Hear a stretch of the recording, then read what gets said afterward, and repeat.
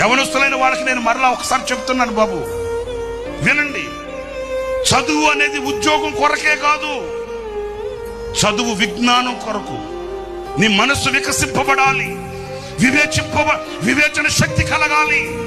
మీకు మాట చెప్పనా, చదువుకున్నవాడు ఉద్యోగం తప్ప ఏమీ చేయలేకపోతున్నాడు, చదువు లేనివాడు అన్ని పనులలో రాణించగలుగుతున్నాడు. నిజం నేను చెప్పే మాట.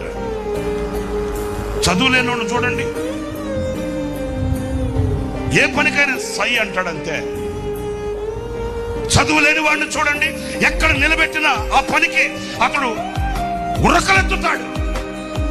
చదువుకున్నవాడు చూడండి, ఆ ఒక్క పని తప్ప ఇంకేం చేయడు. అంటే ఆడు ఫిక్స్ అయిపోయాడు, నేను చదువుకున్నా, అదొక ఫీలింగ్ అండి. ఇంకా ఆ పని తప్ప ఇంకొకటి చేయలేడు.